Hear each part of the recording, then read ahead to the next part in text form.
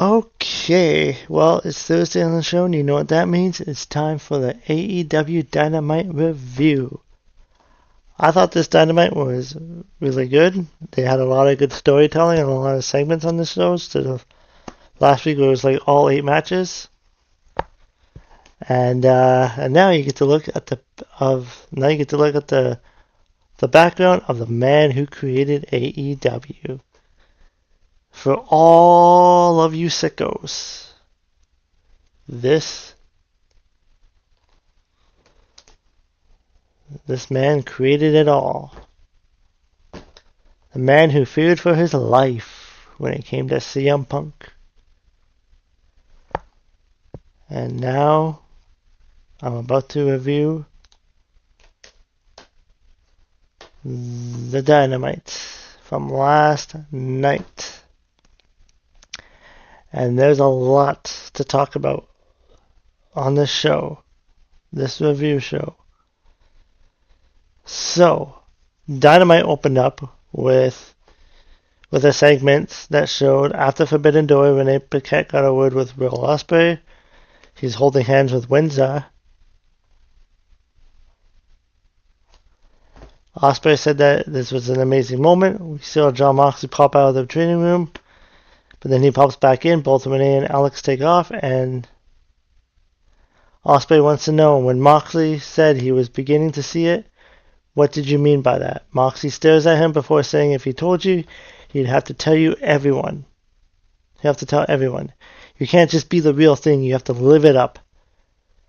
AEW can be something great. This sport is the best in the world. The business has always had carnies and con artists, and it's like someone with a bucket of crabs. We need to protect this business from that. Moxley pulls out a Death Riders patch, and he says he doesn't give them to anyone, but if you want to ride with us, then put that on. And then Ospreay walks into Kenny Omega. Kenny says what Will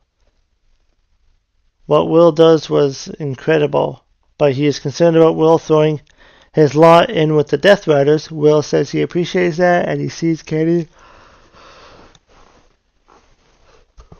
looking at that patch, but just because you gave up on yourself doesn't mean he is. And then MJF walks out, and MJF says, more or less, the both guys suck. And Omega said that if you had to defend your title against Mike Briscoe, and if you somehow survive him, then I'll be waiting for you. MJF doesn't like that, so he says he will see Ospreay at Wembley. Brav. So the Dynamite's first match opened up officially with MJF and Mike Briscoe, and this match was great. There was a segment in the match where Briscoe hit a J Driller, and MJF kicked out at 2.99 seconds. This match went 18 minutes and 25 minutes with MJF retaining his title. Briscoe doesn't let it go to himself, so he sees, and then MJF, and then after the match, MJF puts on his Dynamite ring, smacks Briscoe with it. Medical staff check on Briscoe, and MJF said he is the best, not that white trash hick. MJF bullies the medical staff out of the ring, and he loads up for another shot. Briscoe rolls over and flips him off, but Kenny Omega is here. MJF heads for the hills as Omega checks on Briscoe. He gets a mic. He says that MJF is sure full of piss and vinegar, and he told him that if he survived Briscoe, then he'll be waiting to kick down his door. And if you have that much energy, how about you defend your title? Oh, I don't know, say tonight? MJF grabbed the mic. He said it's bad enough that he has to come to this crap hole, California, and it's bad enough that he has to wrestle that white trash hick, and now you want me to face you?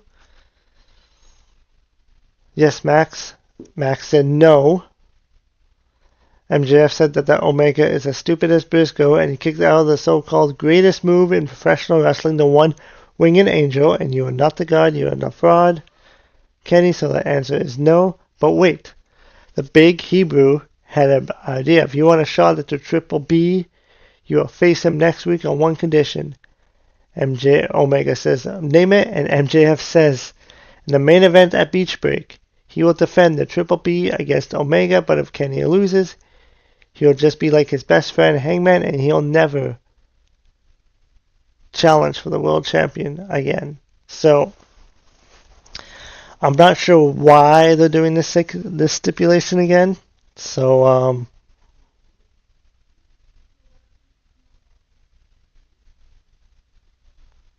but here we are.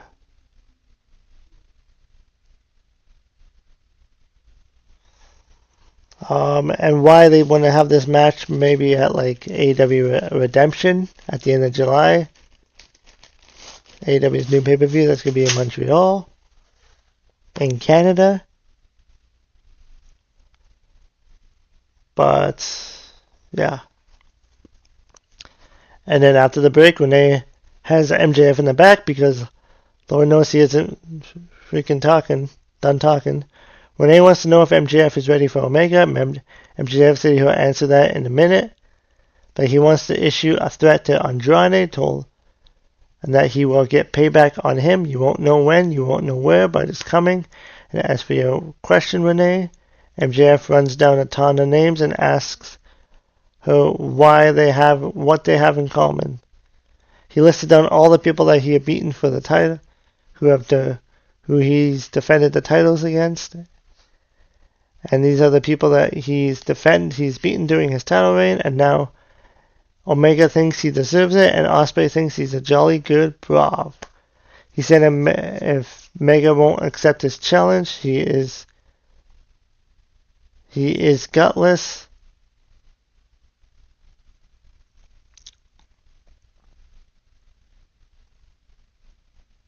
And then he said he'll see Will Ospreay at Wembley Stadium.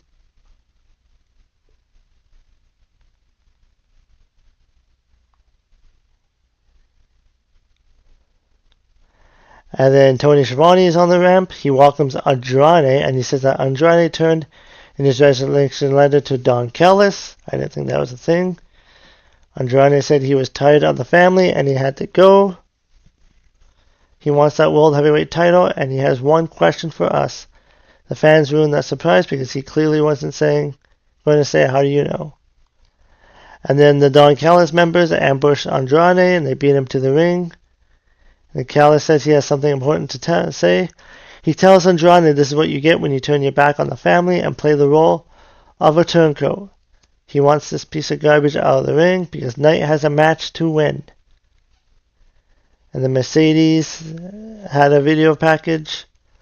She was on a dock in front of water somewhere. She said that they told her she couldn't go back, but she did. She won the Owen Hart's Women's Champion because that's what she does. And like she said, dreams don't win titles. I do. I think Thekla should retain the title. I think Thekla should beat Mercedes, and then I can start the Mercedes-Moné storyline if she can't win the big one. And plus, Thekla is like doing really good as a champion. I think she should retain.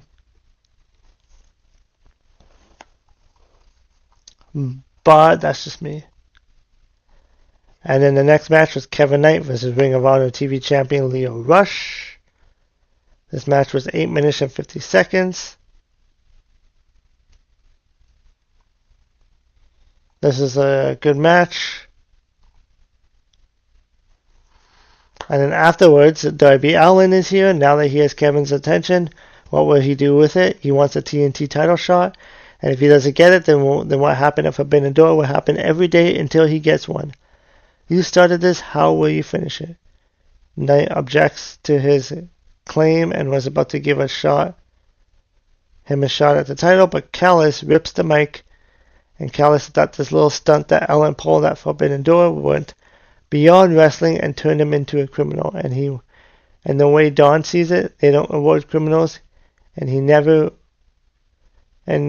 will never get a TNT title shot for as long as he has a word in this. Allin said, if that's what you want, Kevin, then you dug your own grave.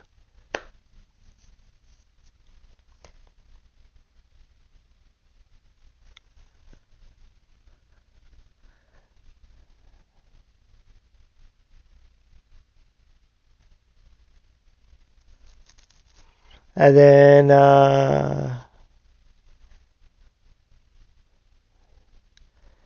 after that, Renee has Ciampa. She wants to know what Ciampa thinks about this. They showed a package back on Collision where Jericho got Tony Schiavone to say that he's better than Tommaso Ciampa. And she says that Renee is going to tell everyone that he is better than Jericho. She refuses, and we see a garbage can struck the head of Ciampa. Jericho is there, and he gets a wild brawl with a hand drill, but Jericho saves himself. More security tries to restrain Ciampa, but Jericho jumps out of the back of an AEW truck and takes them all out.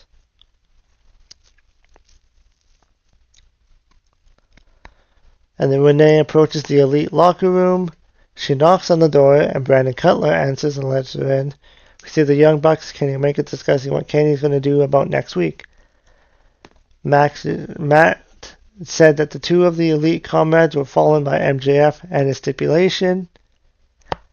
Two of the Elite was Cody and Hangman. They still reference Cody. And he isn't sure about this. Nick said if he was a betting man, he would bet on the cleaner, the best belt machine. Omega said he hasn't made a decision yet, but if he does accept the challenge, he wants to do it alone. Will Ospreay and Jon Moxley visit the Swirl with Jay Lethal, and I had no idea who the Swirl was. I think they're a Ring of Honor team.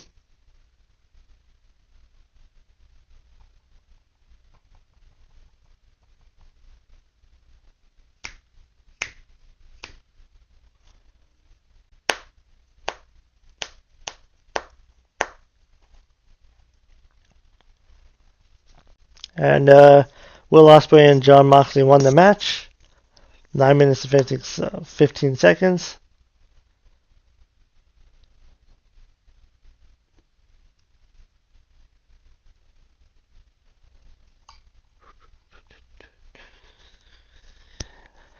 And then they go back to Sunday where Lexi Nair got a word with the tag team champions, Christian Cage. Wants to know what the deal with Jay White is. Adam Copeland said he had. I owed him a favor,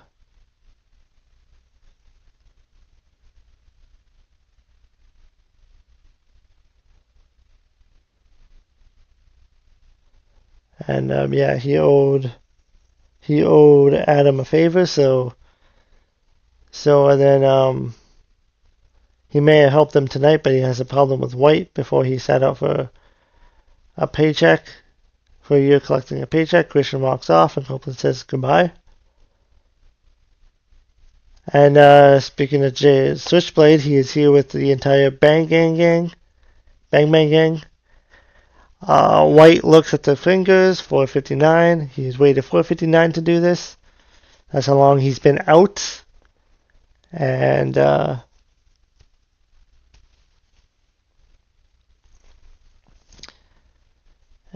it seems like people hated and couldn't stand the Death Riders, but now they're like them. And they also love that fraud, but he's not here to talk about that. Talk about you, Bill. And yeah, and Jay went on to say that the oh my gosh. The Bang Bang Gang are back.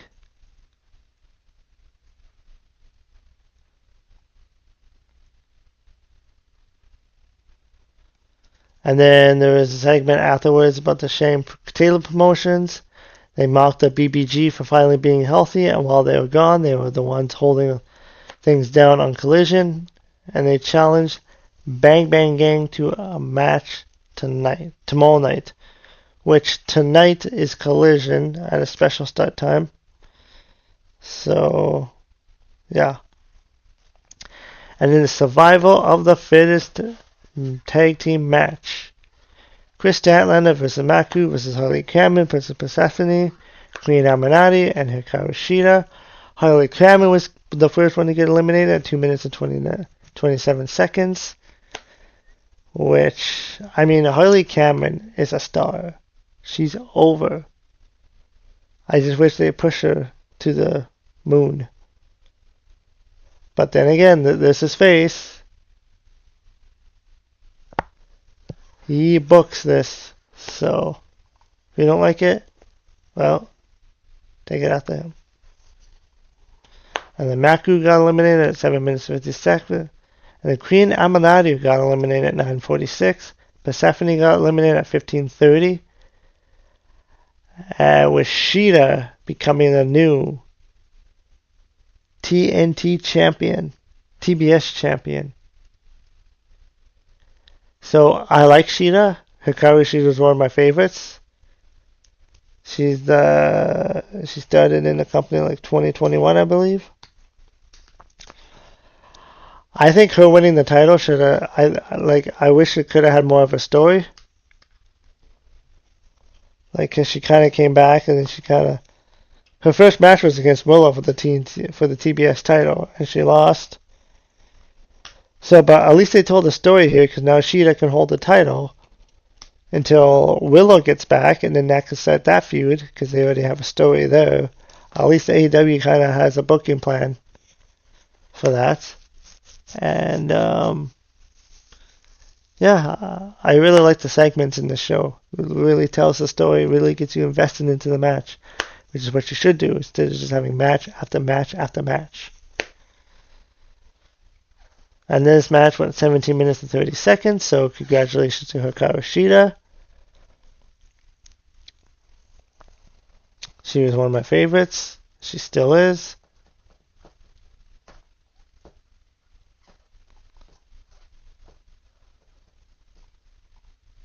So, and then it was a main event segment. Kenny Omega's decision. While we wait for Kenny Omega's decision, Excalibur reminds us that Collision's on tomorrow night. Kenny Omega theme hits, and we see him in the back, but Will Ospreay cuts him off. He doesn't know if Kenny can do this, and he wants to face him for the world title at Wembley. Omega questions Will over whether he believes in him or not, and he tells Ospreay that this chance doesn't come around all the time, and he has to consider it. He loves and respects Ospreay.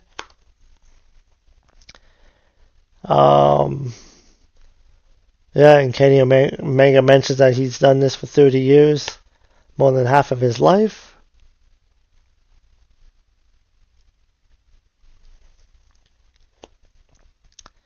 And then the fans are chanting one more time, and Kenny Omega has to put it all on the line to face Max. Cody did it, Hangman did it, but Kenny wonders if the cost is too high, and the answer is no.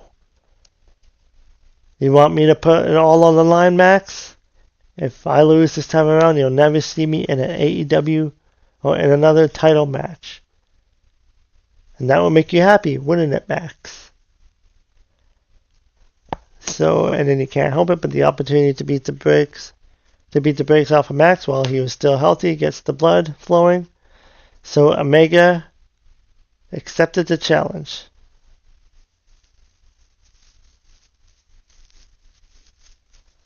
So Max, the answer is yes, bring that BBB because it will be coming over. It'll be coming over to me, so Omega must bid us adieu. So goodbye. And then Max came up from behind, attacked him. MJF loads up the Dynamite ring, but Omega takes him down with a double leg. Security and officials are here to keep them apart, but the fight continues on anyways. Don't know what the point of security is if they don't do anything. MJF leaves the ring and he's handed the world title. He taunts Kenny with it, and that was Dynamite.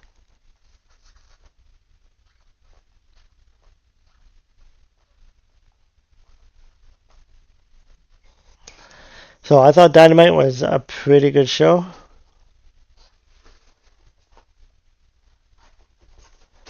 Dynamite had a lot of segments, a lot of stories, which is kind of what you need sometimes in wrestling. And yeah, Dynamite.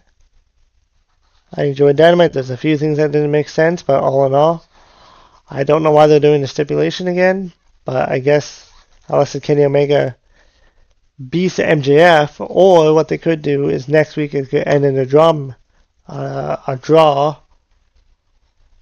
and then They could go at it again at Redemption, because that's is in Canada, and Kenny Omega is from Canada, and then they could do Kenny Omega's redemption story. But I have no idea what they're doing for this and what they're going to do, but hopefully it's a good decision. But that's Dynamite. Tonight's Collision. Tomorrow night's SmackDown. And yeah, until then, I will see you in the next video.